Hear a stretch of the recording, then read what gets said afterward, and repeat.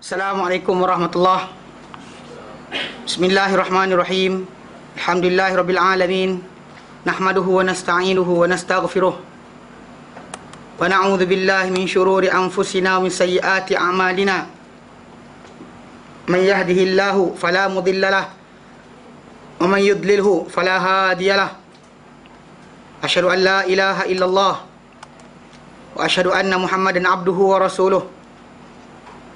Allahumma salli ala Muhammad wa ala ali Muhammad kama sallaita ala Ibrahim wa ala ali Ibrahim wa barik ala Muhammad wa ala ali Muhammad kama barakta ala Ibrahim wa ala ali Ibrahim fil alamin innaka Hamidum Majid.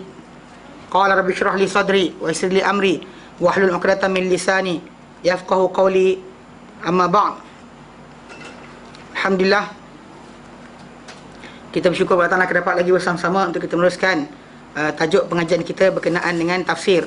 Dan kita Alhamdulillah sedang membahaskan suratul Baqarah dan sampai kepada tajuk yang ke 165, 167 hari ini insyaAllah. Dan pada minggu yang lalu kita dah ambil berkenaan dengan perbahasan tentang tajuk Allah Ta'ala mengisytiharkan ketuhanan dia kepada kita dengan menyatakan wa ilahukum ilahun wahidul la ilaha illahur rahmanur rahim. Allah terangkan, sesungguhnya Tuhan kamu adalah Allah, Tuhan melainkan dia, dialah Maha Pengasih dan Maha Penyayang. Dan kemudian diterangkan berkenaan kekuasaan dia dan juga kenikmatan yang diberi kepada oleh dia kepada kita, daripada segi perjalankan apa cuaca, siang malam, ciptaan langit dan bumi, semua sekali Allah Ta'ala terangkan. Dan kita bila kita lihat benda berkenaan macam kita terangkan itu, nak berterima kasih, nak kita kita sanjung dan sebagainya, sanjung Allah Ta'ala dulu sebelum untuk sesiapa berkata sayalah yang menjadikan benda berkenaan. Atau kita kata apa, tanpa orang A negara takkan maju dan sebagainya, benda salah, ayat-ayat yang tak boleh diberikan. Dan Islam benda tu tak salah, kerana pendakwaan tersebut seolah-olah macam alam ni bergantung pada orang tertentu, sedangkan Allah Ta'ala yang mengatur segala-galanya. Hatta manusia tu sendiri punya sel badan pun Allah Ta'ala aturkan, nak tua ke tak kedut dan sebagainya, semua jadi apatah lagi dengan sel otak dia. Jadi secara asasnya tak boleh siapa-siapa beri terima kasih pada seorang melebihi Allah Subhanahu Wa Ta'ala, ataupun keluar wording-wording tertentu yang dikira sebagai kufur. Bila lafazkan tanpa orang sekian takkan jadi sekian-sekian. Tak boleh. Kata-kata macam tu hasyalillah. Orang-orang yang lafazkan kena istighfar banyak-banyak. Tak kira siapa, tuan guru ke apa sekalipun, tak boleh kita lafazkan macam tu. Baik. Dan ayat itu ada permulaan untuk kisah yang ayat kita bincangkan yang lalu. Ayat 6 sampai 164 itu Mana 162, 63, 64, 63, 64 tu sebenarnya adalah permulaan untuk Allah Ta'ala mula nak memberikan arahan kepada kita untuk tajuk besar dia adalah kerana dia yang mencipta, dialah Tuhan, hanya dia boleh mensyariatkan, hanya dia boleh menghalalkan dan mengharamkan. Itu asas yang nak disampaikan di sini. Jadi kita akan baca insya-Allah start pada ayat 165 sampai 27. A'udzubillahi minasyaitonirrajim.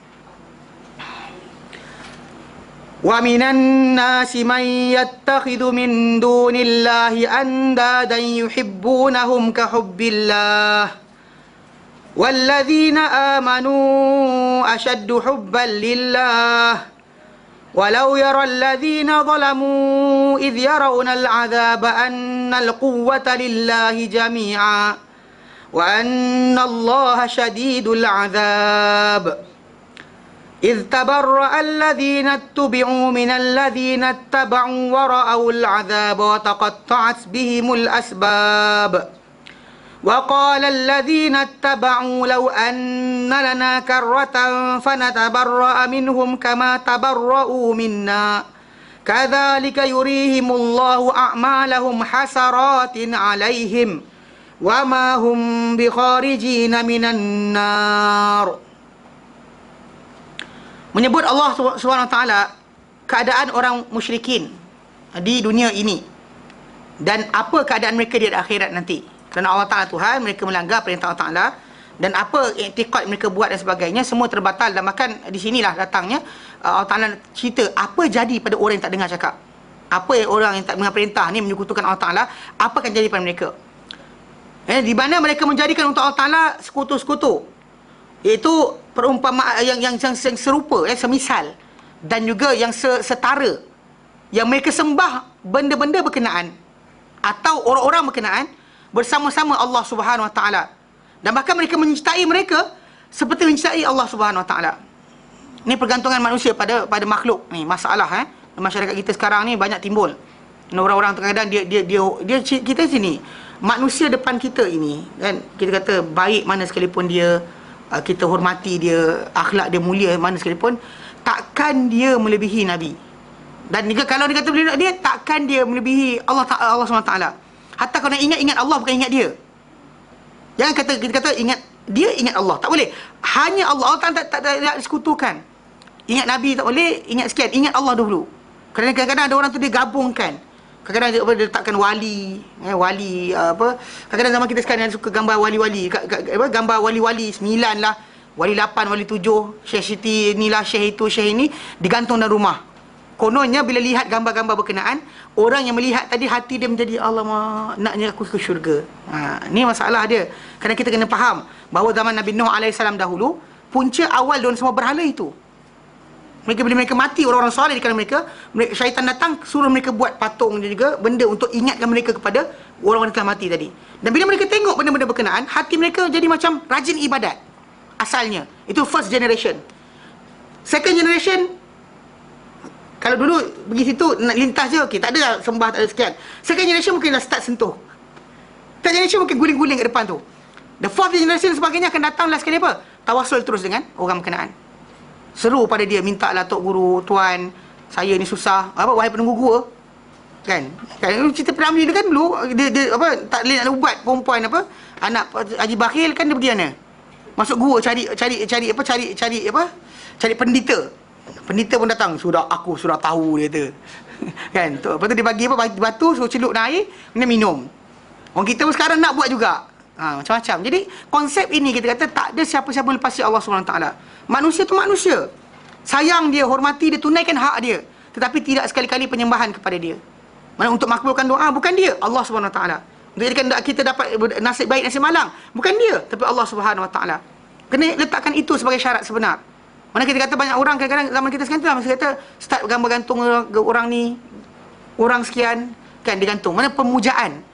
Zaman kita sebenarnya dalam masyarakat kita ni ada belajar yang belajar tarekat yang suka sebut kataan Rabithah. Pernah dengar? Okey. Ni masalah ni, orang mentun semua tak tahu. Tak tahu pun tak apalah, baguslah. Tapi satu benda, tidak tahu benda yang syar nanti, macam Umar kata, la yattaqi syarr man la ya'rifu syarr. Tidak akan terselamat daripada kejahatan orang yang tak tahu apa itu kejahatan. Kita kadang-kadang orang kata, jomlah kita lompat-lompat zikir, nanti Nabi makbulkan doa dan taman kita akan diselamatkan. Sekarang dah buat dah. Orang datang bergendang dalam masjid untuk kononnya kalau dibuat dalam tempat berkenaan, satu kawasan tadi akan selamat. Dengan janji bahawa qasidah ataupun zikir ataupun ratib yang tertentu tadi, kononnya antaranya adalah memakbulkan hajat, mengelakkan wabak penyakit, memberikan keselamatan dan negeri mana dibaca benda berkenaan. Tu buat tahunan tu. Setahun sekali panggil. Tak percaya tunggu bulan Rejab dengan ni. Ini datanglah kumpulan tadi. Jadi pasal dia tadi kumpulan yang ni kan, kita kata walaupun tak tahu bagus kan. Masalahnya tak tahu yang salah pun masalah. Kita bukan semestinya kita melalui proses yang sama. Dengar daripada orang yang telah melalui dan ambil iktibar daripada yang lain. Itu cara manusia belajar.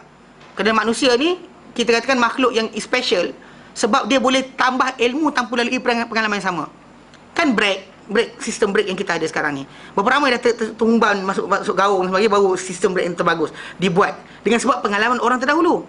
Api itu panas kan, kita tak kena pergi tahu.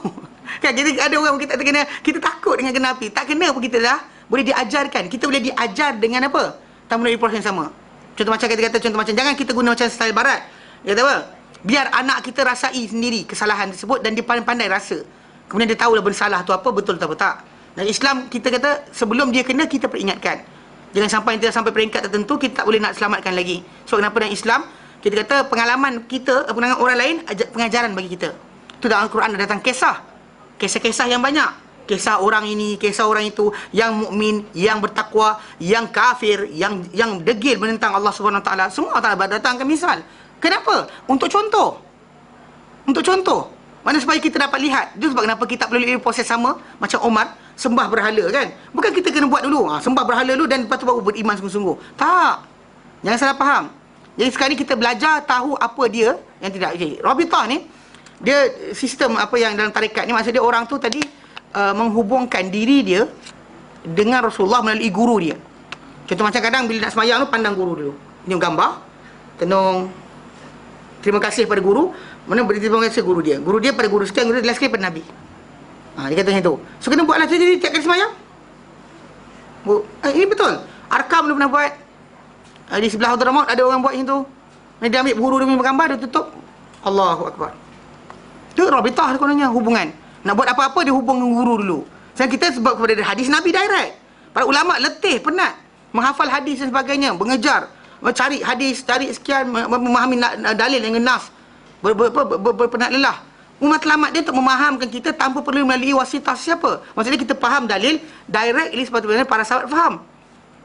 Itu kerja para ulama. Sebab kenapa Imam Syafi'i tak sibuk berguling, berqasidah dan sebagainya. Imam Abu Hanifah tak buat macam tu, Imam Malik tak buat macam tu. Sebab apa? Sebab dia tahu bahawa matlamat asal adalah Allah dan Rasulnya. Pasal hijrah kan sebut. Barang siapa hijrah kepada Allah dan Rasulnya, itu matlamat asal kita Allah dan Rasulnya, bukan yang lain. Jadi bila ada orang datang tengah-tengah tu kan, letakkan orang ni, timbul. Dan musyrikin Mekah zaman dahulu macam tu juga. Mereka dahulu sayangkan berhala-berhala tadi yang asalnya adalah orang-orang soleh. Dia letakkan, dia sembah dan sebagainya. Kemudian dia cinta benda tersebut seperti cinta Allah Ta'ala. Kadang-kadang takut benda tersebut macam takut Allah Ta'ala. Jangan buat macam ni kan, nanti berhala ni. Jangan sini kan, dia kena ada pantang larang dia. Ada pantang larang pula. Kan orang soleh yang mati tadi, ada pantang larang kat atas kita. Mana boleh? Dia, kita. Dia beramal cara dia, kita beramal cara kita. Dia masuk syurga mungkin jalan apa saja, kita jalan syurga kita lain. Setiap orang akan masuk syurga dengan jalan masing-masing.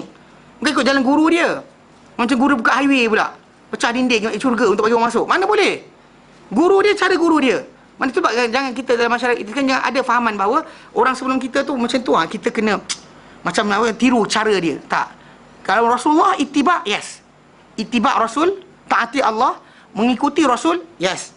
Tapi kalau mengikuti orang-orang tertentu, ustaz ke, qadi ke, bilal ke, apa sekalipun, wali ke dan sebagainya, tidak sekali-kali dibenarkan. Maka benda itu akan membina. Sebab pada zaman dahulu, diorang asal keberharaan tadi macam kita kata dalam zaman Nabi Nuh AS, dia bukan terus sembah berhala. Dia mula dengan start mati orang-orang soleh, orang-orang baik. Baik. Dia biasanya saya yang keluar pergi cakap pada diorang, suruh diam. Jadi saya duduk dalam ni tak boleh keluar. Biasa saya turun. Kalau macam semalam Sabtu kan, kalau diorang tak mesin saya turun. Tapi kalau orang kata macam ni, kena orang lain turun lah. Tak masalah juga. Okey, baik. Dia kata apa? Dan Allah Ta'ala, sedangkan Allah Ta'ala ni, Allah la ilaha illahu, tak itulah melainkan dia. Tak boleh disetarakan dengan dia siapa. Tidak ada lawan bagi dia. Mana yang setentang dengan dia. Setentang Allah Ta'ala, the opposite of Allah Ta'ala tak ada. Dan juga tak ada juga apa yang setara dengan dia, yang sekutu dengan dia, tak boleh juga. Dan tiada setara dengan dia dan tiada sekutu baginya. Dalam Sahihain, dalam kitab Bukhari Muslim, daripada Abdullah bin Mas'ud radhiyallahu anhu, beliau berkata, aku mengatakan, ya Rasulullah, ayu dzambi a'zam, apakah dosa yang paling besar? Ibn Mas'ud kata kepada Rasulullah, qala baginda bersabda, antaj'ala lillahi nidda wa huwa khalaqakak. Yang dosa paling besar adalah engkau jadikan untuk Allah Ta'ala ni sekutu, setara. Sedangkan dia ciptakan kau. Tapi kau jadikan untuk dia yang setara dengannya. Tak ada yang lain cipta kau jadikan untuk dia setara, yang sekufu dengan dia. Kufu setara. Ini tak boleh. Ini dosa paling besar. Tu sebab syirik ni dosa paling besar. Kerana Allah SWT ni tak boleh disamakan dengannya apa-apa, tak boleh setarakan dengan satu benda pun. Wa qauluhu, dan Allah Ta'ala nyatakan lepas tu, kerana orang berfirman, Allah Ta'ala kata, wa minan nas, dan dia kena manusia ni ada orang-orang yang mengambil selain Allah Ta'ala sebagai andada, sebagai sekutu-sekutu yang mereka cintakan benda-benda berkenaan seperti cintakan Allah. Sedangkan orang-orang beriman, Allah Ta'ala terangkan sekarang, walladzina amanu asyaddu hubban lillah. Orang-orang yang beriman lebih kuat, lebih dahsyat lagi iman di kepala Allah Ta'ala banding dengan orang yang tak beriman. Orang beriman lebih kuat lagi. Itu sebab kenapa kita kata pengorbanan dan umat Islam ni kepada Allah Ta'ala lebih besar berbanding dengan bangsa-bangsa lain. Bangsa-bangsa dunia lain, kita lihat keagamaan mereka ada, tapi mereka lebih kepada apa? Manfaat.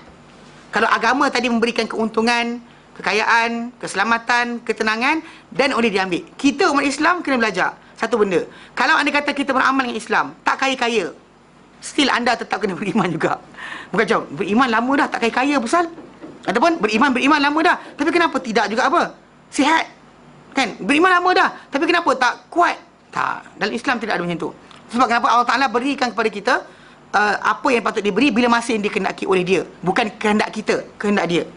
Kerana ini yang kita kena faham betul-betul. Kerana sebab Rasulullah SAW lalui dengan para sahabat 13 tahun di Mekah tanpa sebarang kekuatan. Bahkan kita kata diplomasi di kalangan orang-orang musyrikin dahulu tersekat diorang dari kacau Rasulullah hanya kerana orang tentu dalam kabilah-kabilah yang Quraisy ni, macam bapa saudara Nabi sendiri, Hamzah ke ataupun Abu Talib, bapa Ali bin Abi Talib, bapa Ali yang pak saudara Nabi SAW. Itulah orang yang menjadi penyebab mereka tersekat. Lepas mati orang berkenaan, habis, pengaruh hilang dan mula start gangguan datang. Tak siapa boleh sekat. Dan bahkan para sahabat ketika itu ada yang mengadu kepada Rasulullah SAW minta supaya cepat-cepat menang. Tapi Nabi tak raikan. Memang Nabi SAW utusan Allah Ta'ala, tapi bukannya menjadikan kemenangan tadi ni macam tu. Pasal Nabi SAW tidak terima permintaan para sahabat untuk melaksanakan benda berkenaan atas dasar kerana apa? Kerana dia susah ni, doalah ya Rasulullah, doa sajalah. Kalau kita sekarang ni, kalau ada kata ada orang, kita tu wali, orang kata doalah, suruh doa, betul? Itu salah kita. Kerana dalam Islam sebenarnya bukan macam tu cara pergerakan agama ni. Agama ini bergerak dengan ketentuan Allah Ta'ala. Bila patut menang, bila patut berjaya, bila patut sekian, berdasar pada aturan Allah Ta'ala. Kita lupa benda ni dan kita kadang-kadang tersilap faham. Kita ingat bahawa benda tu, kalau dah betul kenapa tak menang? There's a question kadang-kadang orang sebut. Kalau kita ni betul kenapa tak menang?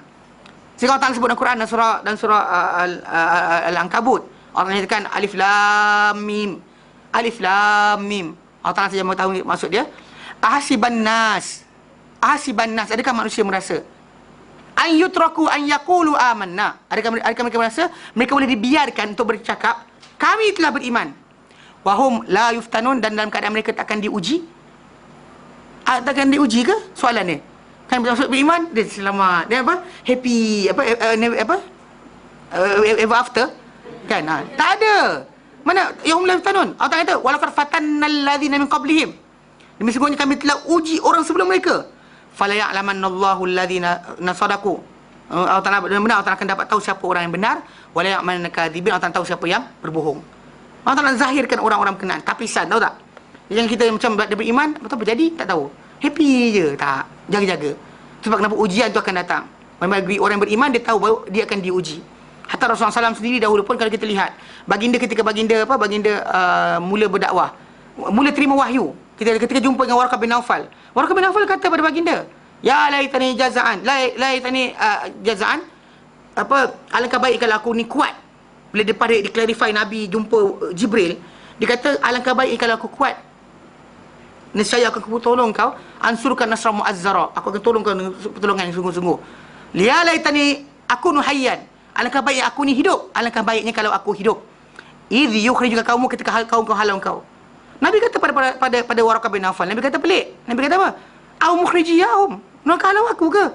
Pasal Nabi takkan bayangkan bahawa takkan terima Iqra' bismi rabbikal ladzi khalaq. Jadi tiba-tiba kena halau. Apa hal? Kan kita kata apa benda? Apa masalah dia kan? Kita nak beramal baik seorang-seorang. Siapa nak kacau kita?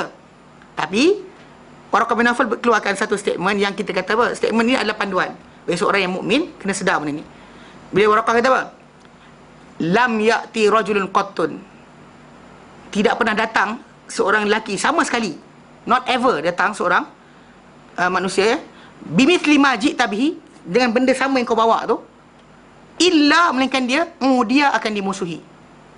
Dia akan dimusuhi. Yang Nabi bawa sebenarnya apa? Cek harta tak? La ilaha illallah, itu je Nabi bawa. Tiada tambah Allah Ta'ala. Tapi benda tu Nabi Warqah kata tak pernah datang sesiapa bawa benda yang kau bawa kecuali dia akan apa? Dimusuhi. So konsep dia dalam Islam ni kena faham macam tu. So bukanlah benda tadi tak akan diuji, akan kena ujian. Tapi orang-orang yang beriman ni dengan ujian yang banyak, kita lihat disuruh bayar zakat, disuruh sekian, disuruh infak, tutup aurat. Tapi orang Islam masih lagi macam buat. Pasal apa? Hubban lillah tadi, cinta kepada Allah Ta'ala tu kuat. Hatta kita kata macam bila disebut berkenaan dengan arahan Allah Ta'ala supaya jangan minum arak. Hampir 2 bilion manusia kat dunia ni tak minum arak. Yang ada 300-400 orang, beberapa orang manusia yang tak pandai itu dan cerita lah. Yang keseluruhan tadi hampir 2 bilion tak pernah ada tak senapang kat kepala, tak tangkap gigit, kita tak kurung dia. Tapi apa tahu, kau nak beli arak dia suruh minum kat rumah, tak ada siapa tahu pun. Kau nak makan babi pun sama kan. Babi tu nak makan kan, tengok dalam televisyen Muhammad Saleh makan babi, dia pun nak makan babi. Korea makan babi, nak makan babi juga. Seronok orang tengok goreng perut babi dan sebagainya, dia nak makan. Katakan dia makan, tak ada siapa tahu pun. Tapi kenapa tertahan? Haram. Siapa tahu? ada beli sorok.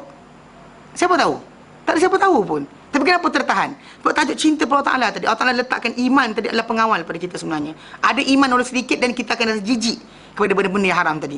Walaupun benda tadi kita kata macam, kalau kita buat sorok pun tak ada siapa tahu. Tapi badan kita automatik bergerak dengan sebab apa? Hati itu raja. Jadi Allah Ta'ala kata, dan orang-orang beriman lebih dahsyat cinta pada Allah Ta'ala.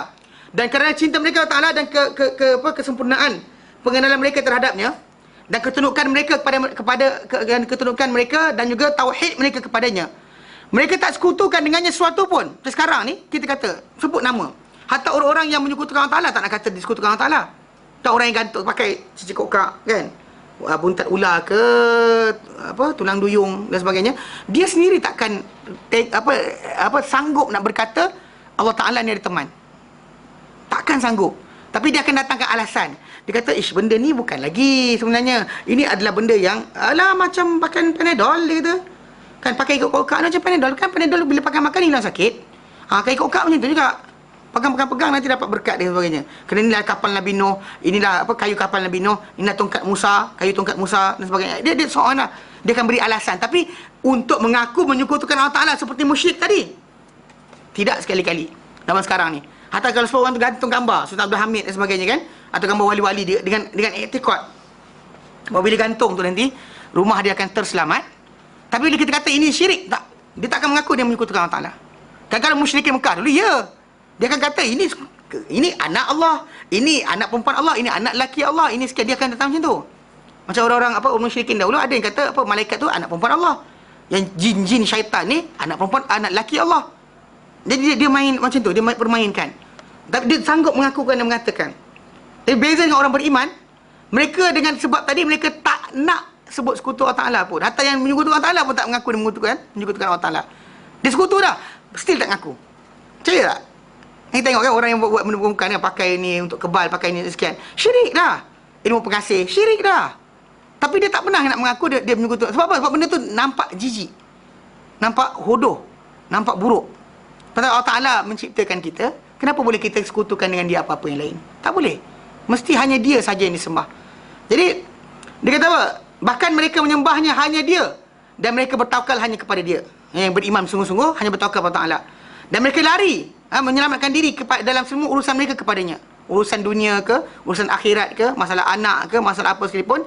Yang mukmin yang sebenar-benar beriman, dia akan balik hanya kepada Allah Ta'ala, tidak kepada yang lain.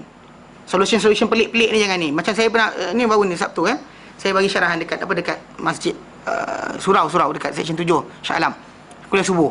Jadi bila cakap dengan diorang lepas kelas tu, saya sebutlah, saya kata para sahabat Nabi pernah jampi air dan Nabi giakan perbuatan mereka, tapi dia bukan jadi amalan harian mereka. Bahkan para sahabat yang jampi air, orang sembuh, orang kena patuk ular sembuh atau orang gila sembuh, diorang tak buka pula pusat rawatan Islam. Bila saya cakap yang tu, diorang kata apa? ada di kalangan, mungkin ada, saya rasa dia belajar, budak ni belajar mungkin dengan Darul Syifa ke dengan mana-mana rumah perubatan Islam ni. Saya rasa dia belajar tu, dia datang jumpa saya lepas daripada kuliah tu, lepas makan dan sebagainya. Yang pakcik-pakcik ni gelak-gelak lah dia, tak suka kisah. Budak muda ni agak serius. Dia kata apa? Ustaz tadi kata gini-gini. Ustaz kata kalau sekiranya para sahabat sendiri tak buka pusat rawatan Islam, dan kenapa kita nak kena buka? Apa solution untuk masyarakat kita zaman sekarang? Dia kata, yang ada masalah hidup ni, apa solution dia? Saya kata dengan dia, kalau betul kita nak suruh berjampi dengan air, kita ajarkan dia, saya kata. Kita ajarkan orang tu, panggil dia sini. Nak berjampi air, biasa ajarkan. Pegang air, suruh dia buat. Nak pegang air, kan saya kata itu bukan susah. Pasal lafaz yang digunakan oleh para sahabat Nabi SAW ketika dia jampi air, dia kalau sebut nafakha, ada budak datang jumpa saya, dia kata, hembus pada makanan kan Nabi tak benarkan. Hembus nafakha, angin saja. Berdalam ni keluar. Lepas tu ada pula apa? Ada bazaqah. Yang kita kan itu ludah tu, itu bazaqah. Satu lagi tafala ni dia gitu kat sini punya gitu, bukannya gitu kan. Itu nampak konsep dia sekarang ni. Saya kata tu, dia kata ajarkan orang tu. Pasal kalau dia kata ustaz tu mati, tak ada timbul masalah nanti orang tu kata kalau ustaz tu ada lagi mesti anak aku. Nampak tak? Pasal banyak benda ni bergantung macam ni. Kerana masalah jampian air ni sebagainya menyebabkan orang tu mula start bergantung pada manusia. Dan anak dia tak terpeksa, jumpa ustaz. Anak dia sekian-sekian nakal, jumpa ustaz. Anak kalau dulu bomoh lah, bomoh pagi macam-macam lagi kan, minyak wangi lah, apalah. Tapi yang pakai sekian ni baru ni ustaz-ustaz lah. kelas jampikan dalamnya air lah, kelas jampikan dalamnya ayat syifa lah, Quran 30. Sebenarnya dah 30 juzuk cukup dah lah. Kata Quran 30 juzuk, apa lagi nak? Dia sebut lagi mu'awizatain lah pula dalam Quran juga. Ada kelakar pelik orang ni. Solat hajat dan sebagainya. So in the end dia kata kalau kita pakai minyak wangi ni, antaranya kalau ada anak ada masalah, anak bermasalah boleh pakai. Dan kita pakai, cakap dengan anak je, anak kita akan dengar cakap. Seriously, kan kita ada pergantungan besar pada Allah Ta'ala. Tapi kalau kita pakai jadi, problemnya pakai jadi, dalam hati kita akan keluar i'tiqad. Benda tu adalah memberikan manfaat mudarat. Ustaz yang jampi tu mati pula.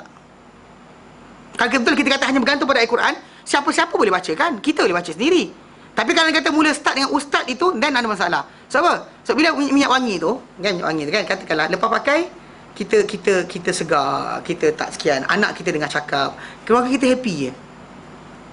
Ini bukan dia. Ini saya ambil ni minyak wangi. Okay. Katakan lepas pakai ni kan, lepas dijampi oleh saya, lepas tu orang tu pakai, lepas tu saya mati, minyak wangi tu habis. Dan mana ada manusia masalah dia berhenti lepas makan pakai satu benda kan? Mesti masalah kan berturutan. Kita diuji oleh Allah Ta'ala dengan banyak benda. Mungkin diri kita, mungkin keluarga kita, mungkin semua sekali. So sekarang ni katakanlah berlaku sekali lagi, tapi minyak wangi dah habis. Apa nak buat? Orang tu dalam kepala dia first thing first akan zahir apa?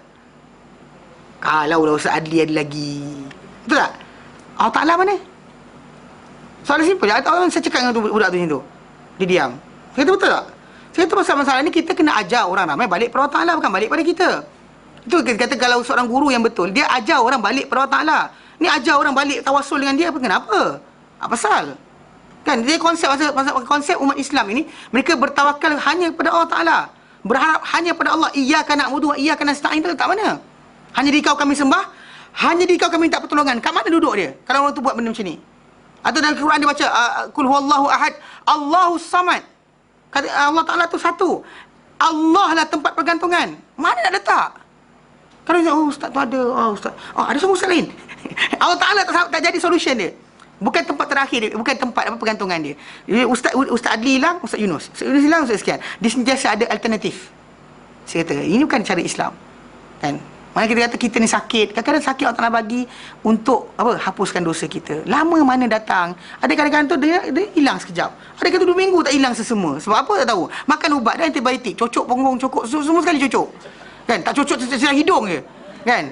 Kan lain semua cocok sini, cocok macam-macam. Pil makan macam-macam. Tak semua sembuh. Lewat sikit sembuh. Pasal mungkin banyak sikit dosa Allah Ta'ala nak habiskan. Faham macam tu. Lah cuba belajar faham macam tu. Faham bahawa Allah Ta'ala tak pernah buruk lagi keburukan pada kita. Allah tak pernah zalimi kita. Dia pasti nakkan kebaikan bagi kita. Kalau kita demam, sakit, minta kesembuhan, Allah tak sembuhkan, tunggu kejap. Mungkin ada masa lagi. Atau mungkin kita mati terus pun, mungkin ada kebaikan dia, kita tak tahu. Kita kena faham bahawa kedudukan Allah Ta'ala, aturan Allah Ta'ala yang terbaik. Ni macam mana kita kata, saya cakap dengan budak tu, macam mana nak jadi kasih Allah Ta'ala? Bab ini pun tak lepas lagi. Bab berkenaan redha, tak lepas. So apa semua kena jampi. Nak kena jadi putih semua sekali. Kita kan ada hitam dan putih. Kalau dunia ni satu colour je, tuan-tuan suka tak? Dunia ni satu colour je. Pandang semua kelabu. Kelabu, tuan-tuan tengok saya kelabu, tuan-tuan lihat dunia ni hitam putih, kelabu je. Kita happy ke? Boleh kenal bunga cantik sebagainya? Tak ada. Tapi Allah tanyakan ada warna macam-macam. Macam tu juga kehidupan manusia. Ada sedih, ada gembira, ada sakit, ada penat. So kita dapat bezakan mana nikmat, mana kesusahan, mana kepayahan, dan kita akan appreciate. Ini tak payah cakap tau. Benda ni dia faham. Dan kalau kita cakap benda ni, kita kata sembang yang tertongging kalah ni, semuanya orang bijak pandai. Orang bijak pandai. Bukan orang tak pandai. Konon pinjak pandai lah. Tapi tak gerti-gerti lagi bahawa jalan kita adalah kepada Allah Ta'ala sahaja. Dan Nabi Muhammad SAW tunjukkan jalan dah. Maka jalan keselamatan kita ittiba'. Bukan taklid. Ittiba'. Ketahuilah apa yang Nabi ajarkan. Bukannya duduk diam aja tunggu kok besok datang rahmat kita pun terus dapat hidayah. Jangan. Berapa ramai Allah Ta'ala pilih. Macam mana Allah Ta'ala pilih para anbiya, macam itulah pilihan Allah Ta'ala untuk orang yang dapat hidayah macam tu. Mungkin ada tapi sikit-sikit sangat. Jarang sangat. Tapi yang lain-lain ni kena effort. Pergi kelas belajar. Datang belajar, fahamkan Quran. Belajar hadis Nabi. Ni kadang belajar satu benda je, tafsir Quran. Akidah tak belajar, masalah juga. Mana belajar akidah. Ni kadang ada orang tu ada trend. Dia belajar kan, ikut Ustaz Adli je. Tak boleh. Apa kelas pengajian lain ambil. Jangan ikut macam tu. Pasal kita sekarang ni dalam pemahaman, seorang guru tadi tak ada rangkumi semua ilmu. Ada guru tu mungkin mengajar kepada kita pemahaman Al-Quran, tapi tak boleh ajar kepada kita supaya besar kepada Allah Ta'ala. cara untuk kita faham bahawa Allah Ta'ala tak pernah zalim, kita tak boleh ajar. Ada orang boleh ajar benda berkenaan, mungkin tak boleh ajar kita hadis Nabi. So kena tahu konsep tadi. Itu sebab kenapa ulama pada zaman dahulu, para ulama atau Imam Syafi'i sendiri pun, yang lain banyak. Semua sekali guru diorang bukan seorang. Kita ni guru kita seorang je. Ustaz Adli. Tak pelik ke? Aku tak faham sungguh. Saya dah start belajar agama dah. Ustaz saya Ustaz Adli. Ustaz Abdullah Yasin lah, Ustaz Husin ke, apa sekali nama ustaz tu, seorang tu je guru dia. Untuk panduan. Mana boleh? Mana boleh? Mana boleh? Pasal setiap ilmu ni berbeza untuk setiap guru tadi. Setiap guru tadi ada pengkhususan masing-masing. Bukan semua benda dia tahu. Kan, bukan all knowing, all ever knowing. Tak mana boleh. Tak boleh. Salah, Kemudian, mana Allah Ta'ala terangkan orang beriman lebih dahsyat. Memang kita kata orang beriman pasal manhaj mereka, tata cara mereka, hanya Allah tempat pergantungan. Apa Allah Ta'ala sebut dalam Quran, itulah dikedudukan mereka. Macam bila para sahabat dulu dikatakan apa? Mereka ni seperti Quran yang berjalan. Sebab Quran yang berjalan sebab apa? Sebab semua apa pun dia tuan-tuan nak dan tajuk Quran, contoh macam akidah, kepercayaan, akhlak dan sebagainya, semua ada pada diorang. Pandang kepercayaan tu, yang itu sebab kita tak lihat para sahabat bertawasul dalam kubur. Bertawasul orang mati, para sahabat tak buat. Para sahabat tak sibuk jampi jampi air tiap hari, buka booth kan, pusat rawatan Islam. Para sahabat tak buat sebab itu manhaj. Itu orang bukan faham bahawa bila sekali jadi, contoh ada orang datang jumpa saya, dia minta sekian-sekian. Saya bacakan Fatihah pada air dia, saya bagi kan. Lepas tu sihat. Kena cancel sihat terus. Benda tu saya, macam para sahabat kata kan, ujian untuk orang yang membaca tadi. So, jangan sampai nanti dia rasa macam semua dah jampi air jadi ni. Kan, boleh ke tinggal ibadat sikit-sikit? Rasanya culas dah. Tapi jadi pula jampi air. Dia, kadang-kadang benda tu ujian untuk orang berkenaan. Sebab para sahabat tak buat kali kedua. Kita ni kalau sekali dapat buat, kau yang depan ni keluar. Auzubillah nak kata kan, petang buka air semua penuh ni. Keliling ni. Semua datang buat air. Ada ramai yang tengok buat yang tu. Kadang-kadang ada orang tu dia ambil air air ceramah untuk guru pada dia. Buat anak dia nakal sampai ke Yaman tak jadi apa benda. Kan? Sama aja macam tu perangai tak senonoh. Air saya tengok kat rumah tu kan, sepandang atas tu. Saya tengok budak tu, air apa tu? Saya tengok abang dia. Abang dia kata, air jampi. Untuk apa dia kata? Untuk penerang hati. Penerang hati adik dia supaya tak nakal sangat. Menakal adik dia. Memang apa dia kena buat apa? Bilik mak bapak dia kena grill. Pasal dia kopakkan. Grill tu dia kopakkan masuk nak ambil duit mak bapak dia. Dia ni nakal peringkat ke-25. Tahap bukan tahap 3 4, 25 tahap dia. Kan? Bukan tahap 7 dah, 25. Dahsyat. Tapi yalah kita kata kadang-kadang manusia ni yalah itu apa yang telah lalu. Mungkin masa akan datang dia dapat hidayah, Allah Taala alam. Tapi pentingnya jangan jampikan air untuk dia. Kat terang hati. Mungkin masalah didikan, mungkin masalah ajaran, mungkin itu. Mungkin manja sangat. Allah alam. Yang pentingnya kat tajuk tu tak boleh berlaku. Pasal terang hati manusia ni sebagainya kan. Allah Taala kata dalam Quran, alam nasyrah laka sadrak. Bukan kami telah lapang untuk kamu dada kau. Ada orang kata itu asbab, ustaz kena ambil asbab. Asbab tadi dengan benda betul lah. Kalau belajar, ajar dia, didik dia betul lah. Contoh macam orang nak belajar. Macam ni makan, lapar. Kita lapar. Asbab untuk kenyang apa? Makan. Bukan minum air. Tak logik akal kalau minum air ni air, hidrogen, oksigen. Campur karbon je lagi. Makan pensel lah. Betul tak? Makan pensel kunyah kenyang. Kan? Karbon, hidrogen, oksigen. Tiga elemen ni membentuk gula. Sugar, tahu? Anda makan nasi tu sama seperti anda makan lepas dia pening kepala. Anda makan ni air campur dengan karbon. Itu yang dibuat oleh pokok ketika fotosintesis tu. Yang keluar kan dia sedut air, dia ambil karbon dioksida. Karbon tu dia ambil, dia masukkan dalam tu. Kemudian oksigen yang datang tu, yang keluar tu dia lepaskan. Daripada karbon dioksida tadi, karbon tu dia ambil campurkan dengan air, dengan air. Jadilah gula. Kita pun makan. Kalau ikut logik akal, bancuh air, letak apa ni, pensel punya ni. Kiki pensel tumbuk, lepas tu tercampurkan. Ikut logik akal, asbab juga tak? Asbab kan? Atrai yang jual barang.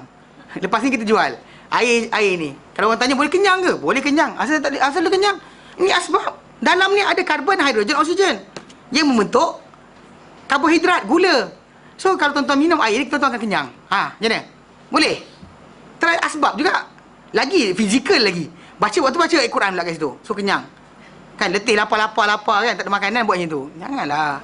Kan asbab dia betul lah. Macam asbab bila Umar bin Khattab anhu, bila dia nak masuk dalam di kawasan Syria tu, kawasan Syam. Kemudian orang sana kena taun. Dia tak masuk. Bila ada tak masuk, lepas musyawarah dengan para sahabat. Lepas tu ada orang kata, wahai Umar, kau lari qadar Allah Ta'ala ke? Engkau lari dari qadar Allah ke? Qadar Allah kan? Nak kena ke tak kena, tak qadar Allah Ta'ala. Kan? Kau ambil asbab lah. Jampi air, minum, kemudian masuk dalam. Boleh juga, asbab. Tapi tak, Umar ambil asbab untuk elakkan dia berkenaan dengan apa? Dia lari tak masuk. Itu qadar Allah Ta'ala juga, dia kata. Mana larikan diri daripada benda berkenaan. Api tu panas membakar. Jangan celuk tangan kat situ. Jangan ambil asbab dia dengan apa? Tuan air Musaffar 30 juzuk pegang macam tu. Faham tak? Walaupun ini dinamakan asbab, kan, ini asbab kan, asbab yang logiknya pegang. Kalau periuk kita tengah panas kan, periuk tengah panas tu, ambil kain lapik. Bukan ambil asbab, auzubillah minasyaitanir rajim. Gitu, itu pegang. Melecur tangan, jangan salahkan orang. Kalau ikutkan logik, ni asbab tak? Kan Allah Ta'ala boleh tak menyebabkan tangan kita melecur kalau sekiranya dengan ayat Quran tadi? Boleh tak? Boleh. Tapi asbab yang lain, yang lebih logik adalah apa? Yang Allah Ta'ala suruh kita buat, lapiklah tangan. Yang gatal pergi baca, tu ambil air pula. Ni air apa ni? Yasin. Tuang tangan pula. Itu pegang periuk. Kenapa? Nampak tak? Tak logik. Jadi dalam Islam, itu bukan ajaran Islam. Itu bukan ajaran Islam. Kemudian Allah Ta'ala menjanjikan orang-orang musyrikin, orang yang musyrik, orang yang menyekutukan terhadapnya, yang zalim terhadap diri mereka sendiri, iaitu Allah Ta'ala kata apa? Walau yaral ladzina zalamu idh yarawna al-'adzab. Kalau melihat orang yang zalim, itu orang-orang zalim ni adalah orang yang menyekutukan Allah Ta'ala. Pasal syirik adalah zalim yang paling besar. Pasal dalam Quran, dalam surah Luqman ayat 13. Kan Luqman ketika dia tegur anak, dia kata apa? Ya bunayya la tusyrik billah. Wahai anakku, wahai anak kesayanganku, jangan kau sekutukan dengan Allah Ta'ala apa-apa. Inna syirka, syirik itu la zulmun azim, zalim yang paling besar, zalim yang besar, yang terbesar. So syirik itu zalim paling besar. Jadi sekarang ni bila kat sini kata walau yaral ladzina zalamu, kalau melihat orang-orang yang zalim, itu orang yang syirik menyekutukan Allah Ta'ala tadi, idh yarawna al-'adzab, ketika mereka melihat azab, annal quwwata lillahi jami'a, bahawa seluruh kekuatan adalah milik Allah Ta'ala semua sekali. Tak ada benda pun terlepas. Maksudnya tak ada benda di luar kawalan Allah SWT. Dan actually ketika itulah maksud dia akan rasa menyesal. Kenapa tak pilih pergantungan kepada yang paling kuat? Pilih kepada benda yang tak tahu apa pasal. Kenapa tak pilih pada Allah Ta'ala? Sedangkan Allah Ta'ala yang maha kuat, maha kuasa, yang mengetahui segalanya, yang boleh mengubah segala-galanya. Itu hak dia. Tapi sering kita minta pada yang bukan hak. Kalau ketika itu dia pun kata, kalaulah dia lihat hari dampaknya azab, bahawa dia dapat orang manusia ni tahu bahawa kekuatan milik Allah Ta'ala segala-galanya. Seluruhnya adalah milik Allah Ta'ala. Annal quwwata lillahi jami'ah. Bahawa kekuatan itu milik Allah Ta'ala seluruhnya. Maksud dia tak ada milik itu dikongsi Allah Ta'ala untuk berhala-berhala atau sembahan-sembahan mereka sembah, atau wali atau apa sekalipun yang mereka letakkan. Itu maksud dia, hukum adalah miliknya. Hanya dia tidak sekutu baginya. Dan bahawa semua perkara, semua benda di bawah kekuasaannya dan juga penguasaannya dan juga kerajaannya, sultan dia, bawah penguasaan dia. Allah Ta'ala sendiri yang kuasai benda berkenaan. Nak ubah ke tak ubah, semua dia buat. Dan lebih baik contoh macam hati manusia ni pun itulah paling besar. Allah Ta'ala sebut dalam Quran, Allah Ta'ala kata walau anfaqta ma fil ardi jami'a ma allafta baina qulubihim. Kalau kau wahai Muhammad infakkan di seluruh bumi ni, kamu infakkan apa seluruh bumi ni, kita infakkan untuk apa? Belanjakan untuk jinakkan hati manusia. Takkan boleh dijinakkan.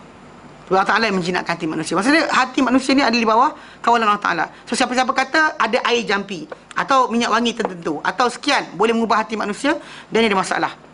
Masalah akidah dia rosak. Sebab dia sedang mengatakan bahawa ada benda lain boleh menguasai apa? Hati manusia. Tak boleh. Kan air jampi ke?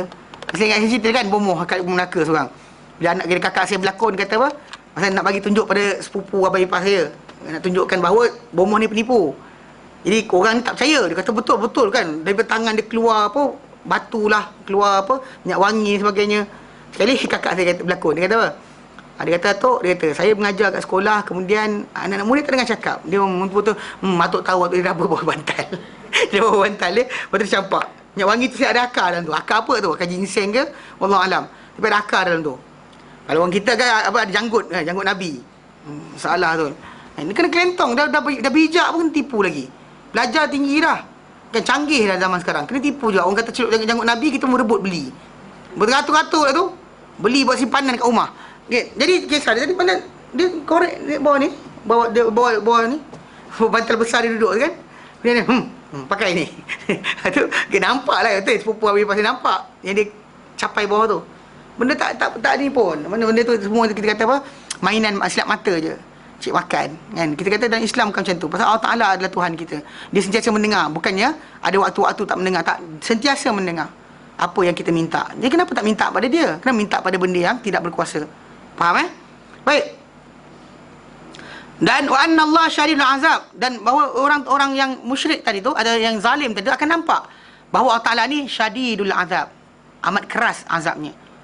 Sebagaimana Allah Taala nyatakan dalam Quran surah Al-Fajr, Allah Taala nyatakan fa yauma idzil la yu'adzibu 'adzabahu ahad wa la yuthiqu wathaqahu ahad. Maka pada hari berkenaan tidak ada siapa akan mengazab, tidak akan mengazab seperti azabnya sesiapa pun. Maksudnya tak ada siapa boleh mengazab seperti azab Allah Taala. On that day akan dizahirkan bahawa Allah Taala punya azab adalah paling dahsyat.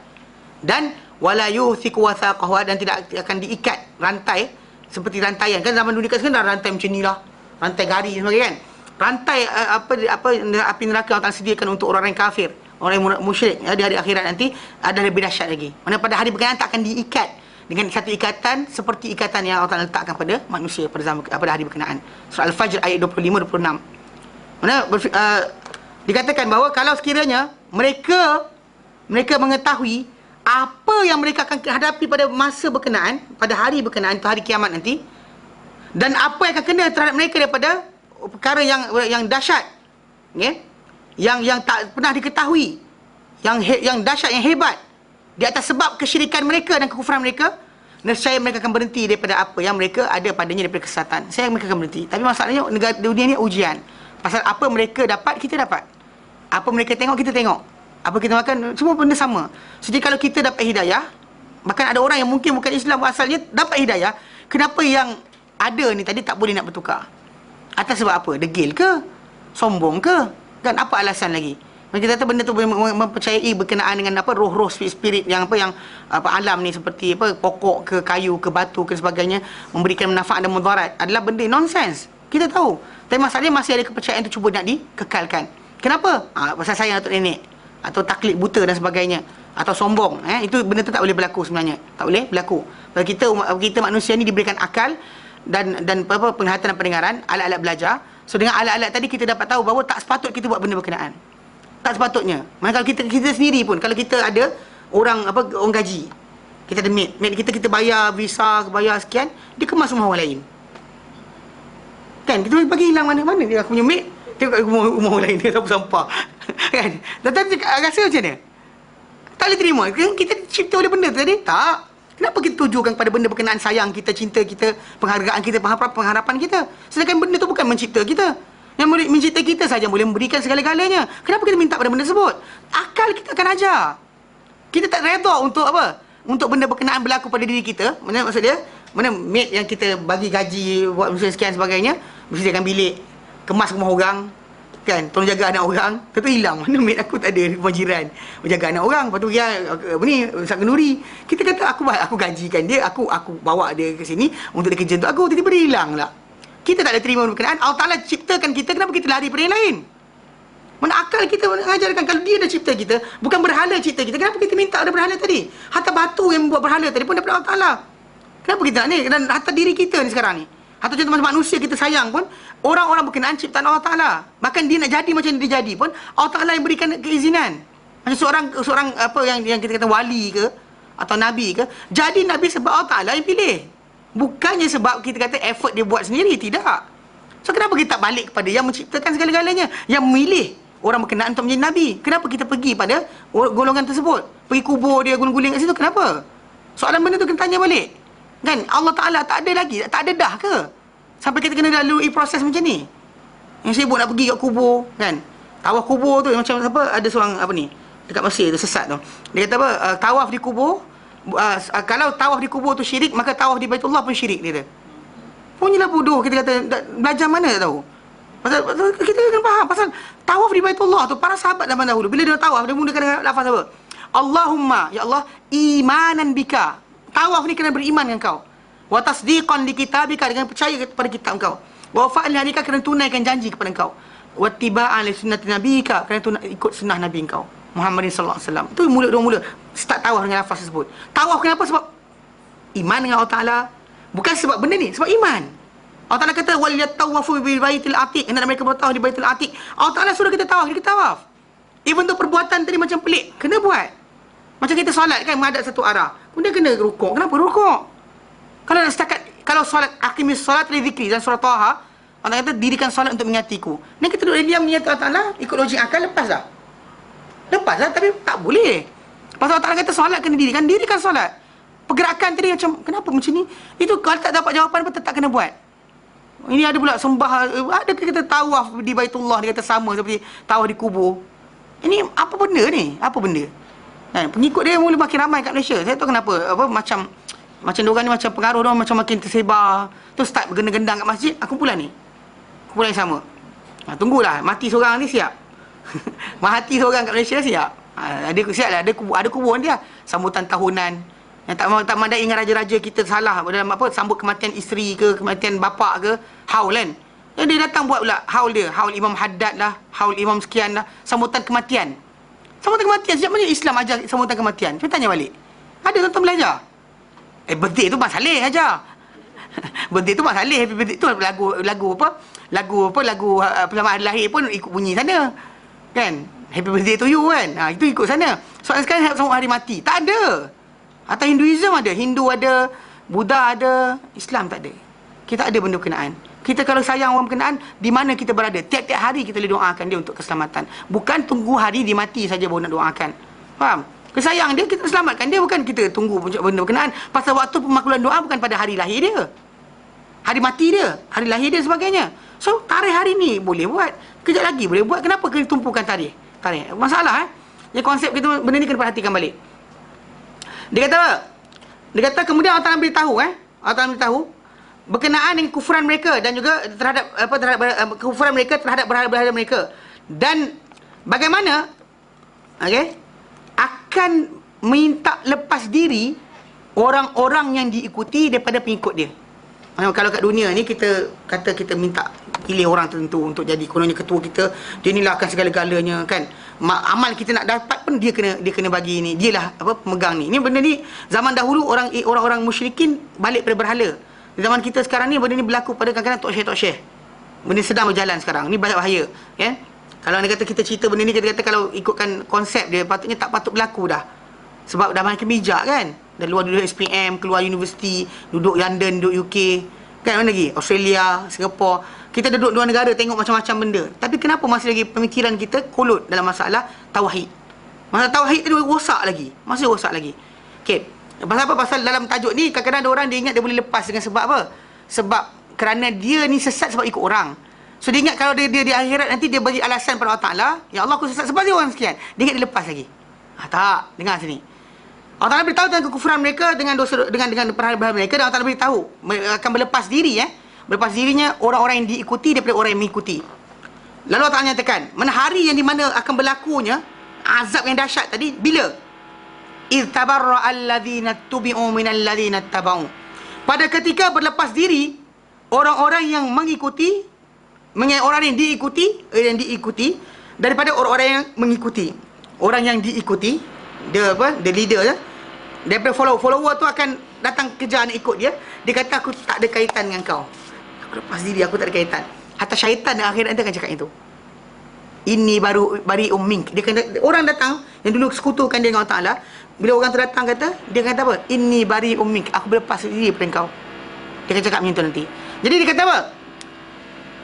Akan berlepas, dia kata, daripada mereka ni, para malaikat yang mereka dahulu menyangka bahawa mereka ni sembah malaikat-malaikat ni dunia. Ada kalangan musyrikin dahulu menyembah malaikat. Malaikat ini, malaikat itu dan sebagainya, dewa ini, dewa itu, disembah-sembah tadi kan. Golongan berkenaan para malaikat antara yang akan berlepas diri. Berlepas diri, tak ada kaitan dengan benda ni. Pasal takkan nak mengaku. Pasal bukan mereka yang mengajarkan untuk penyembahan itu berlaku. Pasal macam di sisi orang musyrik dahulu ada penyembahan malaikat, sembah malaikat. Yang mereka menyangka bahawa mereka sembah malaikat-malaikat tadi di dunia, di negeri dunia dahulu.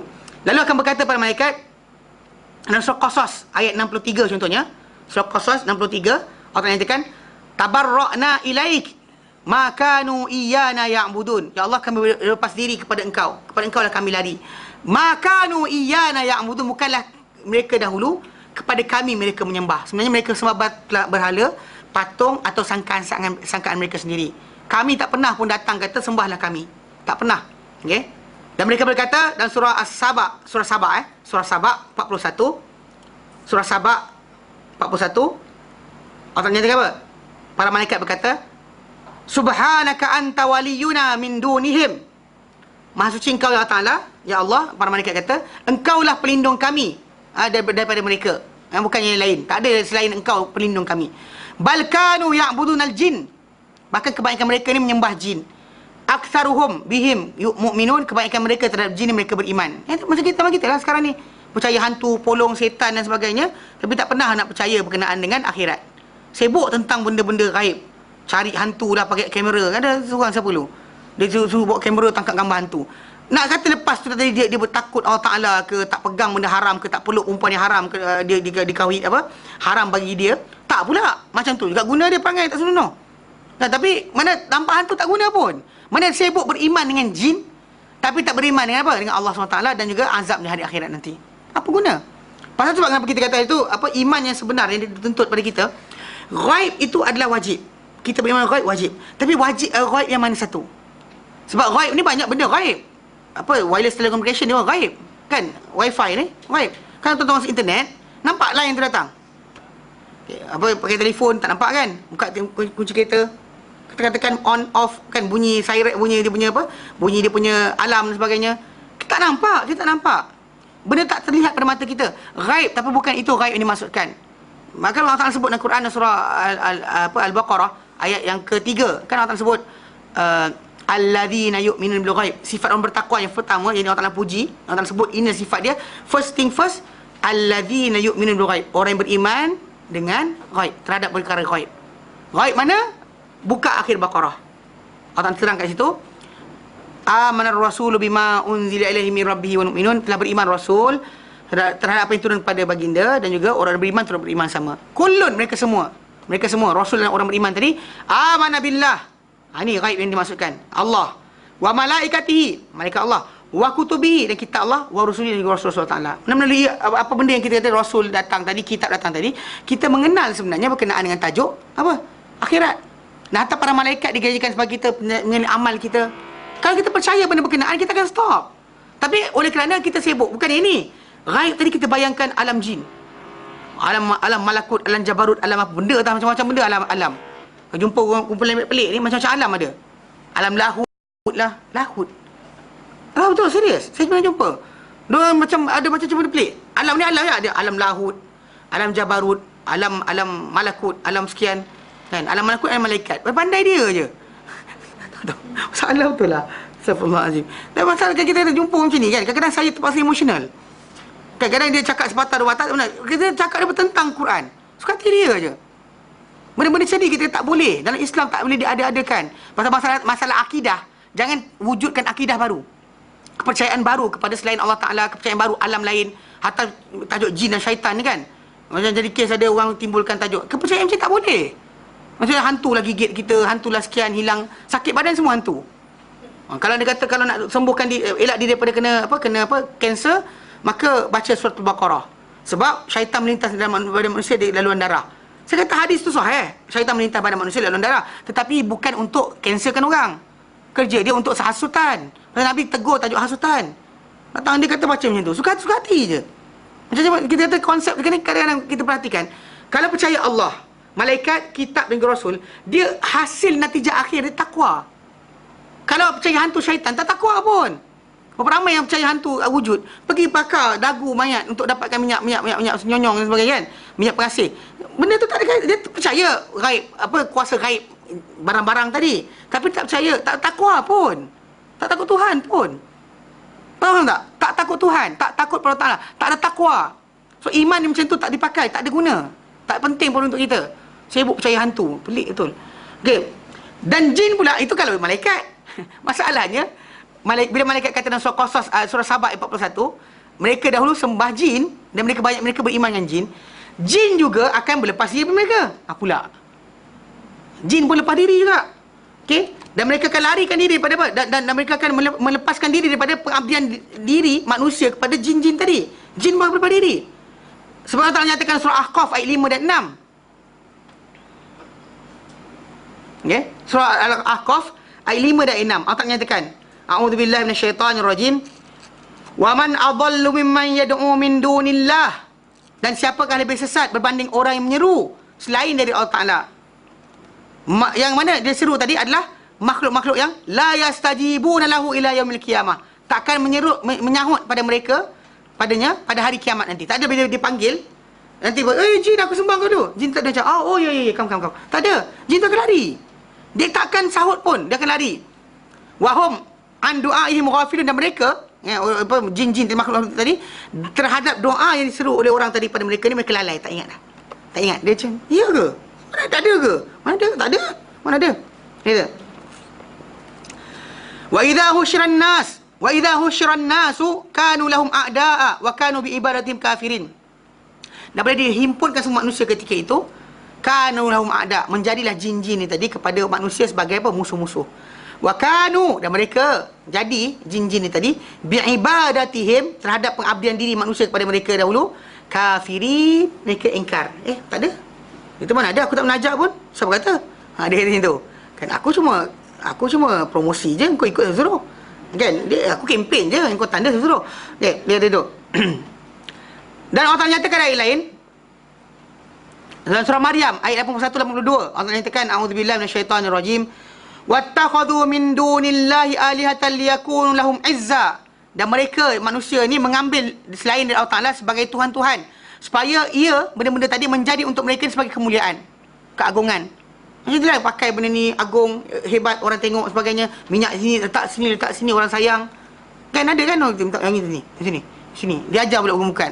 Berilah orang ni pun ikut juga. Minyak wangi tu habis hari ni tak boleh temu duga ni kan. Tapi tak ada minyak ni, macam mana nak jadi? Habis, rosak kan.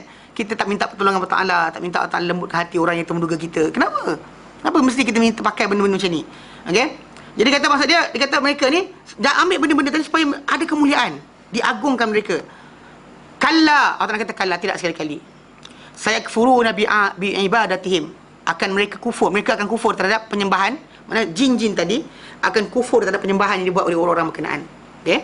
Wa yakunu alaihim didda, dan mereka akan jadi lawan kepada manusia-manusia tersebut. Bila manusia dia akan jadi saksi, tapi bukan untuk apa? Untuk menolong manusia berkenaan. Dia tak ada kata mana ada, tak ada. Dia akan jadi benda tu bertentangan dengan apa yang mereka kata.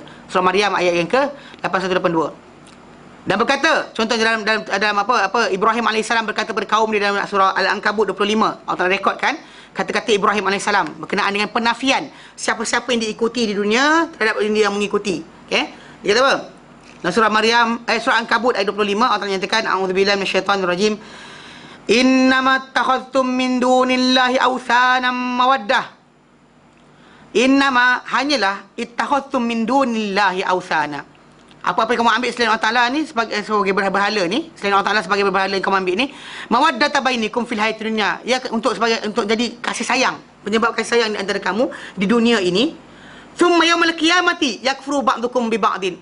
Kemudian hari kiamat nanti akan mengingkari kamu ni satu sama lain. Mereka dunia ni kamu sayang berhala tadi, gantung, hias, letak warna, letak colour. Macam kita sekarang ni, bunga wali letak atas tinggi dan sebagainya kan. Tak selamat pun. Tak ada macam dengan sayang wali kan, sayang orang beriman. Dia kena pelik. Dia kata sayang orang beriman adalah dituntut. So sayang wali dia main relate macam tu. Tu dia gantung gambar tu. Tapi masalahnya sekarang ni, semua orang akan melepas diri pada hari kiamat. Siapa yang nak tanggung orang? Kita ni kadang-kadang tuan-tuan sekalian datang sini belajar. Saya akan kata saya dah ajar tuan-tuan sekalian. Tapi tuan-tuan yang cari saya. Yang kata Ustaz Adli. Ustaz Adli kan. Ustaz Adli lah sini kan. Tak ada. Saya takkan datang kan. Pasal masing-masing. Hatta para anbiya pun larikan diri. Apa hal pula kita nak tanggung orang lain?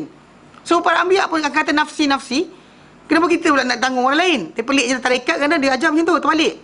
Guru tu kata as long as dah bai'ah dengan saya, insyaAllah kita akan bersama di syurga nanti. Seriously.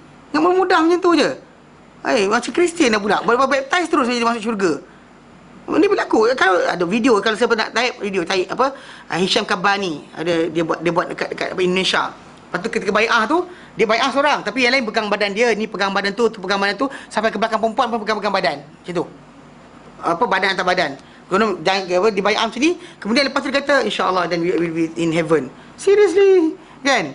Kau apa ingat baptize dengan Kristian apa? Kan dan Islam bukan macam tu.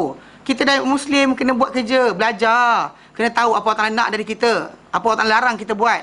Itu kaedah asal dia. Kalau paling pendek 5 perkara tu. Kan lain-lain, lepas tu kemudian upgrade lagi pada masalah apa syakhsiah perangai kita, tingkah laku kita, akhlak kita, kepada keluarga kita, kepada anak-anak kita, kepada orang masyarakat yang lain. Kena tahu macam tu. Lepas tu dengan Allah Ta'ala pula hubungan kita macam mana. Melepas Islam, anda bukan Islam dah lepas macam tu. Tak. Anda kena tanya, apa anda buat? Katakan kita kata lepas masuk Islam, happy ever after. Tak. Kena, effort tu kena buat. Struggle kena ada. Ni kadang-kadang tu orang tu lepas ingat, kan dia datang Islam taklim belajar, dan okey, selamat ni. Siapa nak sambut? Kita orang tak sambut. Kan? Itu sebab kenapa kita siapa nak sambut dia kan? Sampai ke akhirat nanti, okey, ini bendera Islam taklim kata. Mana ada? Tak boleh macam tu. Tak ada dalam Islam. Tapi manusia dia ingatkan macam tu keadaan dia dengan guru dia tadi. Guru tu hanya menunjukkan jalan. Anda kena kejar lalui jalan yang sama. Para anbiya tunjukkan jalan, kita lalui jalan berkenaan. Kalau kita tak buat jalan berkenaan, Nabi tunjukkan jalan tak ikut, tak dapat apa. Apa ramai yang tak dapat kan? Kita kata benda ni kena faham. Baik. Dan Allah nyatakan apa? Wayal anu Ibrahim kata pada kaum dia, kan kau ambil berhala sebagai sayang, wayal di akhirat nanti, wayal anu ba'dukum ba'dha, akan melaknat sebagian kamu sebagian yang lain. Saling laknat melaknat. Mana berhala tu laknat kamu, kamu laknat orang. Semua ni akan melaknat. Wa ma'wakumun nar, tapi tempat kembali kamu semua sekali adalah apa? Neraka. Wa ma lakum min nasin, tidak ada untuk kamu sebarang apa? Sebarang pembantu. Dan dalam ayat yang lain Allah nyatakan surah Sabah 31 dan 33, 31 sampai 33 Allah nyatakan, walau tara idz zalimuna mauqufuna inda rabbihim. Kalau kau lihat hai Muhammad pada kiamat nanti, orang-orang yang zalim dihentikan, di stop, dihentikan perjalanan mereka di hadapan Tuhan mereka, inda rabbihim, di sisi Tuhan mereka. Yarji'u ba'dhum ila ba'dil qaul. Dan akan mula kat situ bila dihentikan orang yang zalim tadi, yang menyekutukan Allah Taala ni, menyekutukan zalim, bukan zalim dia orang, menyekutukan Allah Taala ni, dia akan mula apa? Start saling apa? Saling balas-balas berkata-kata. Yang mengikut dengan yang diikuti. The follower dan the leader tu akan start jadi, ataupun apa benda yang diambil lah. Kalau malaikat-malaikat lah, kalau jin-jin lah, kalau wali-wali lah, tak kira siapa saja, semua sekali akan mula start. Dia kata yarji'u ba'dhum ila ba'dil qaul yaqulu alladhina stud'ifu lil ladzina istakbaru. Akan berkatalah orang-orang yang lemah, yang mengikut kepada orang-orang yang istakbaru, yang sombong, membesar diri, itu yang diikuti. Yang mengikuti kata pada yang diikuti, la antum lakunna mu'minin. Kalau bukan kerana kamu, pasti kami jadi orang beriman. Ini apply kepada bukan sekat jin atau manusia sama. Sebab kenapa dalam tajuk ni sebenarnya macam saya kata, dalam Islam ni tak ada bangau-bangau. Tahu? Kalau kau bangau-bangau, kan kenapa kau kurus? Kenapa kurus? Kan tak timbul. Ini kan kenapa tak timbul? Kan? Sebab rumput panjang sangat. Rumput kenapa panjang sangat? Apa? Kerbau tak nak makan. Kerbau tak nak makan kenapa? Perut sakit. Perut sakit kenapa? Makan nasi mentah. Nasi mentah kenapa?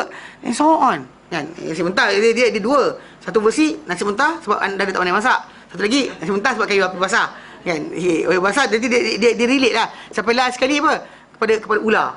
Kan apa hujan turun sebab katak panggil. Hujan turun sebab Allah Taala perintahkan. Hujan turun sebab katak panggil. Hujan kenapa kau turun? Macam aku tak turun, katak panggil aku. Kan? Betul tak? Serius. Lagu rakyat ni kadang ni lah kena define balik lah. Zaman dulu mungkin ni katak. Pasal kita sangka katak panggil.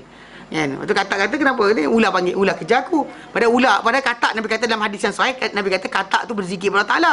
Dalam kita kata dia ni, kalau dalam sains orang kata apa? Katak nak mengawan. Katak tak nak mengawan, macam tu panggil dia. Tapi Nabi kata ia zikir, kita ambil zawi. Walaupun sains kata itu, pasal sains tak tahu pun bahasa tu apa maksud dia. Faham tak? So anyway, lepas tu ular kenapa nak makan? Memang makanan aku. Stop situ. Dia macam ni. Bila dalam tajuk ni, kadang-kadang bila tajuk berkenaan dengan pemimpin yang dia pimpin, orang bawahan dengan orang atasan, kalau dia kata yang atasan tadi buat benda jahil dan sebagainya, kita bertanggungjawab untuk tidak ikut, tu je. Bukan ada orang paksa kita untuk pergi hana-hana kat masjid kan. Kalau kata pun Jabatan Agama Islam benarkan sekalipun, still benda tu bukan daripada ajaran kita. Kan zikir 54 dan sebagainya, kita tak perlu ikut lah. Memang satu benda, diorang akan bertanggungjawab kepada Allah Ta'ala kenapa tak uruskan amar nahi mungkar tadi. Tapi kita pula bukan, jangan bagi alasan kita ikut 24 ni, kenapa ikut? Dah kerajaan tak salah kan? Jangan macam tu. Jangan menggunakan alasan tersebut. Anda tidak berhak.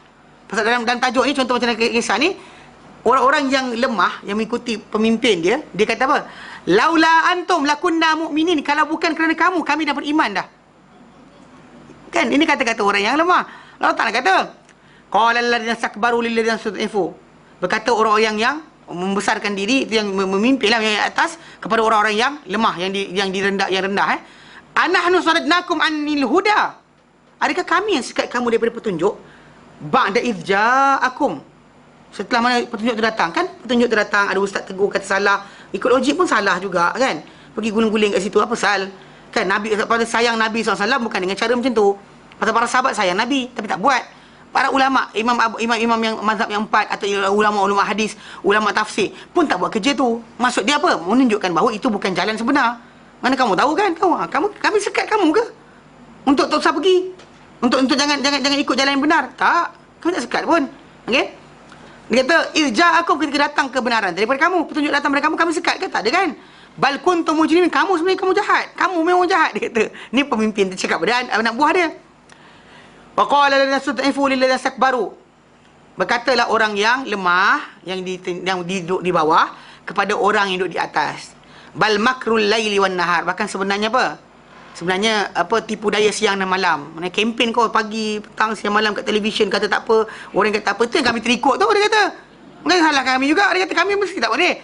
Wa ta'murunana, ketika kau perintahkan kami an nakfura billah, supaya kami kufur Allah Taala, wa naj'al lahu andada, untuk kami jadikan untuk dia sebarang sekutu, engkau suruh kami. Atau kata apa? Wa asarrun nadamata lamma ra'ul azab. Tapi mereka pun apa? Menyembunyikan rasa kepenyesalan. Kenalah pada semua penyesalan. Bila tengah bertekak ni, datang azab. Nampak? Lamma ra'ul azab, mereka semua apa? Semua merasakan apa? Kepenyesalan. Menyesal semua sekali. Yang mengikutkan, dia ikut sama je kena. Wa ja'alna al-aghlala fi a'naqil ladzina kafaru. Akan menjadikan ikatan yang belenggu pada tengkuk-tengkuk orang-orang yang kafir. Hal yujzauna illa ma kanu ya'malun. Bukankah tidakkah mereka dibalas melainkan apa mereka kerjakan? Mereka kerjakan sendiri, mereka kena tanggung. Memang kita kata influence masyarakat, suasana, ibu bapa dan sebagainya, kawan main peranan. Tapi orang tersebut tetap ditanya atas diri dia. Jangan dikata alasan mak saya kafir, bapa saya kafir, kenapa saya nak Islam? Atau masyarakat saya lahir kafir, semua kafir, kenapa saya kena Islam? Dia tak jawab macam tu. Sebab apa? Sebab Allah Ta'ala beri pada dia alat-alat untuk belajar. Yang dengan alat tadi dia faham bahawa segala benda di alam ini ada pencipta, dan pencipta itu perlu dicari apa arahan yang dia kena dia buat. Kita memiliki, kan, bila kita memiliki satu benda, kita kata ada pencipta alam. Okay, sekarang ni apa benda paling mudah kita nak faham bahawa adanya agama? Simple je. Bila saya, kan, tuan-tuan ada rumah kita kan ada sanctuary, ada kawasan taman larangan kita, mana kawasan ni tanah kita, jangan siapa-siapa masuk, betul? Betul, rumah-rumah kita tadi ada tandas dia kat mana, ada ruang makan dia kat mana, ada sekian kat mana. Lepas tu hatta semua sekali peraturan nanti bila kita memiliki, kita akan mempunyai peraturan sendiri. Rumah kita apa ada, apa tak ada, itu kita punya hak. Sebab apa? Kita pemilik. Sekarang ni bila kita memiliki, kita ada batasan do and don't. Upon our children, upon kita punya guest, tetamu datang rumah kita, kan ada do and don't dia. Soalan sekarang ni, kenapa Allah Ta'ala tak do and don't pula? Pasti dia ada do and don't dia tadi. So Nabi kata dalam hadis yang sahih, Nabi kata apa? Ala, ketahuilah, innahimallah fi ardihi maharimuhu. Ketahuilah bahawa taman larangan Allah Ta'ala, sanctuary Allah Ta'ala, di muka bumi dia ni adalah apa? Perkara-perkara yang diharamkan olehnya. Pasal kita fikir yang akal logik, kita tahu dia mesti ada do and don't. Tapi bila ada orang datang kata, payahlah agama ni, asyik boleh tak boleh. Anda miliki ke alam ni soalan. Masuk hotel bayar mahal pun tak boleh bawa masuk durian masuk bilik. Kan bayar mahal lah. Lepas tu ataupun ditutup dapur dia pukul 11.30. Datang kita ketuk nak makan juga. Kami nak makan. Dia bagi tak? Tak bagi. Apa pula? Kalau dia kata bilik tu boleh tinggal 2 orang je, tak boleh masuk 3 orang. Kita nak kata apa? Tak boleh, kita lawan. Dia bayar dah. Tapi kita dapat menang kita ke menang dia? Menang dia lah, pasal dia tuan punya tempat, kita penumpang saja. Tiba-tiba dekat alam ni Allah Ta'ala miliki, bila Allah Ta'ala suruh satu benda, kita persoalkan pula kenapa sekian. Dia pencipta, dia pemilik alam ini. Kenapa kita pula sibuk nak mempertanyakan? Untuk soalan pun tanya diri kita. Akal kita ajar, tapi kita sering apa? Lawan. Pasal kita tak nak ikut, tak nak patuh kan, nak bebas merdeka, born to be wild lahir untuk menjadi liar. Lempang tu. Baik. Allah Ta'ala firman dalam surah Ibrahim ayat 22. Allah nyatakan, a'udzubillahi minasyaitanir rajim. Wa qala asy-syaitan lamma qudiyal amr. Dan berkatalah syaitan bila telah diputuskan urusan. Apa? Innallaha wa'adakum wa'dal haqqi wa wa'adtukum. Sungguhnya Allah Ta'ala telah janji pada kamu janji yang benar. Dan aku pun janji kamu juga. Janji, Allah Ta'ala janji. Wa'dal haqq. Aku pun buat janji pada kamu. Fa akhlaftukum. Lalu aku pun selisihkan kamu. Aku dapat berjaya untuk terbalikkan kamu daripada apa? Dan mengikuti Allah Ta'ala punya arahan. Wa ma kana li 'alaikum min sultan. Sebenarnya tidak ada pada diriku ke atas kamu sebarang kekuasaan. Illa, melainkan anda autukum, bahawa aku semua seru kamu. Aku kempen saja. Fastajabtum li, kamu pun apa? Sahut seruan aku. Aku ajak saja, aku tak janjikan apa-apa. Aku tahu, kamu tahu Allah Ta'ala cipta kamu, aku tak cipta alam, kamu tahu aku tak cipta alam. Tapi kenapa korang pergi ikut juga? Dia kata, ni syaitan cakap ni. Syaitan akan cakap macam ni nanti. Nanti dia kata, Allah Ta'ala janji benar pada kamu, aku janji juga. Lalu aku percaya kuasai kamu. Dan sebenarnya tidak ada aku kuasa ke atas kamu sesuatu benda, melainkan aku cuma apa? Da'autukum, aku seru kamu. Fastajabtum li, kamu pun sahut seruanku. Fala talumuni, jangan maki aku.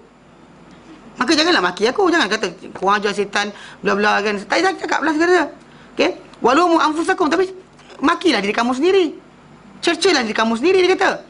Ma ana bimusrihikum wa ma antum bimusrihi. Aku tak boleh jerit pada korang, korang tak boleh jerit pada aku. Nak marah, aku tak boleh marah korang, korang tak boleh marah aku. Aku tak tolong korang, korang tak tolong aku. Inni kafartu bima asyraktumuni min qabl. Aku kufur terhadap apa-apa yang kamu sekutukan aku dengan Allah Ta'ala sebelum ni. Apa semua kamu buat, aku nafikan. Aku tak ada kaitan. Okey? Innadh-dhalimina lahum azabun alim. Sebenarnya orang yang zalim ni, untuk mereka ada azab yang pedih. Maksudnya kalau kita lihat benda berkenaan, ini janji Allah Ta'ala kepada kita. Mana pada akhirat nanti tidak ada siapa yang mengikuti dan diikuti tadi, tak ada siapa boleh saling tolong-menolong. Bahkan semua akan lepas diri. Jadi macam orang kata sekarang kan berkenaan dengan tajuk pilihan raya. Macam tu jugalah, sama aja. Kempen. Tapi masalah kita tindakan, apa kita buat dan sebagainya. Kalau kita pilih kerana nak barang, dapat barang lah. Kalau nak agama, dapat agama lah. Ini kita pulang pada kita lah. Yang orang yang bercakap, kita kena nilai lah. Bukan main kita terjah, nampak je lambang kapal terbang, kita pilih. Bukan tak semestinya. Tengoklah dia siapa. Tengok siapa dia. Dia siapa? Adakah orang tu layak atau tidak? Kalau dia kata dia duduk salam dengan perempuan dan sebagainya, betul tak jadi apa pasal? Kan? Takwa pada Allah tidak boleh. Apa lagi yang lain? Kalau para ulama hadis zaman dahulu, nampak guru dia tadi nak ambil hadis ni, panggil kuda macam tu, dia tinggalkan. Apa hal kita dengan orang-orang yang kadang-kadang buat benda yang maksiat, kita nak ambil jadi pemimpin kita? Tu je lah. Tak logik. Dan Islam tak boleh jadi walak kita kepada orang yang buat macam ni. Tu je. Kecuali dia bertaubat, dia kata saya tak buat benda sekian-sekian dah.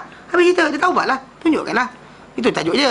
Pasal tajuk di akhir nanti, apa-apa dia buat, kalau kita terkena, jangan kita kata dia dulu buat je Allah, kita akan lepas. Jangan kita kata ini salah. Pasal dalam Islam apa? Tajuk dia tak ada bangau. Semua orang tanggung diri masing-masing. Tahu? Maksudnya kalau kita jaga diri kita, jaga keluarga kita. Qu anfusakum alaikum nara. Pelihara diri kamu dan keluarga kamu daripada api neraka. Pelihara diri kamu dan keluarga kamu daripada api neraka. Itu konsep asal. Tak perlu kita pening kepala. Jelas? Jelas? Tepu dah. Okey. Berhenti kat sini. Kita berhenti kat sini. InsyaAllah kita masuk kemudian sambungannya. Ayat tu habis lagi. Kita akan masuk nanti. Wara'ul azab wa taqatta'at bihimul asbab, dan akan di perbincangan apa mereka sembangkan nanti kita akan dengar balik. Tapi ayat Quran yang panjang tu kan berkenaan pemimpin, syaitan, malaikat dan sebagainya yang berlepas diri daripada orang-orang yang menyembah penyembahan pada mereka.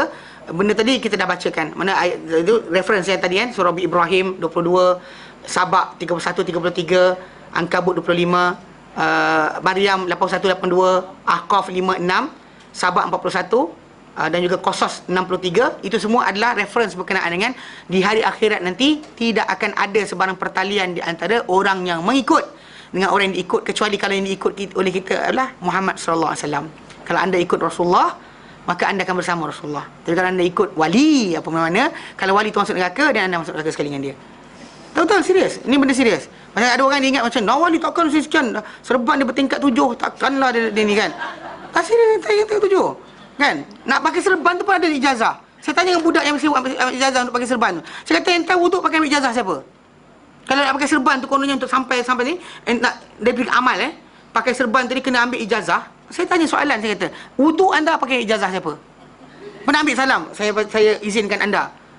Kalau wuduk tadi tak sah semayang kita, tapi tak pernah siapa ambil ijazah. Datang pakai serban, beri nak ambil ijazah. Tak sampai ke syurga pun dengan serban tadi. Tapi ingat serban tu kan putar, angkat terbang ke atas. Hafal Quran dia ada. Quran anda akan ia ada. Tapi untuk serban anda tidak akan beri kesan apa-apa. Faham? Jelas? Okey, wallahu a'lam. Wa sallallahu ala sayyidina Muhammad wa sallam alhamdulillahi alamin. Subhanaka hamdika asyhadu an la ilaha illa anta astaghfiruka wa atubu ilaik. Assalamualaikum warahmatullahi wabarakatuh.